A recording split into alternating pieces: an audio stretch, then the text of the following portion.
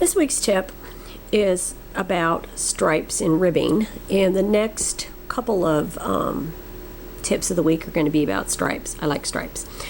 In ribbing, if you're changing colors, you can get this effect that you see on the bottom, and you can avoid it if it bothers you, as shown here on the top. Now notice that when the rib is collapsed like this, you've got these neat columns of knit stitches where I have color A, color B, color A. They're neatly stacked on top of each other. But where the rib, the reverse stockinette stitches are, I have the situation where I have the stitch itself in color A, and that's the frown, but it's interlocked with color B. That's the space between until I get the transition up here. And there is a way that you can avoid this. It just, just doesn't look quite as nice when the rib is stretched. Now, if the rib is always going to look like this, you wouldn't even notice. But if you stretch it, you're going to get this effect. Now, here is a little piece where I am working some rib. Needles everywhere. And I've knit my first two stitches, no problem, because knit stitches lay on top of each other. So I have my stitch here, it's on top, and the space between the stitches sits on top as well. Now here's where I'm going to rib, and here's where I move my yarn forward, and this is the yarn that is going to provide that smile.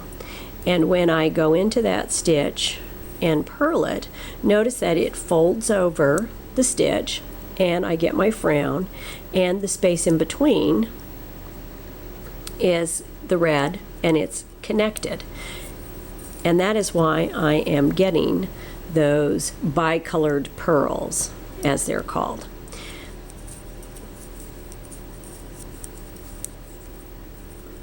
So if I just work on,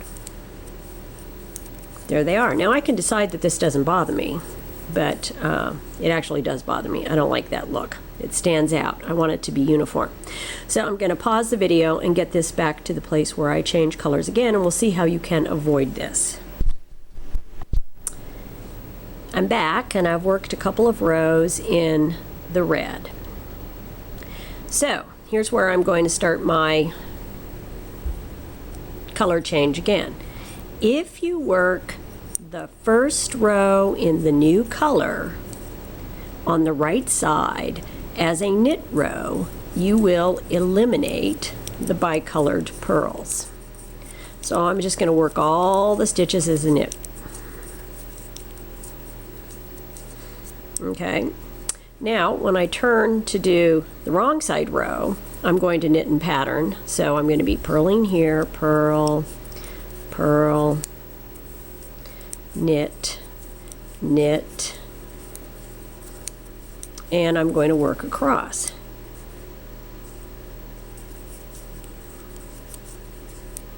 Because I worked those stitches on the right side as a knit stitch,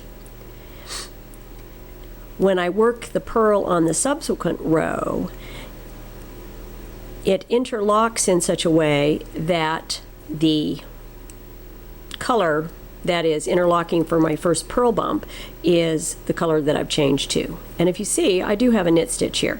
Now it is noticeable if it is stretched and you really look at it closely. You can see that that knit row is there, and you just have to make a decision. What do I like? Do I like the effect of not having those bicolored purls, or am I going to let this on the wrong side bother me, or the fact that if I stretch it really far, I can see that that is a knit row? Myself, I prefer to have the clean color changes.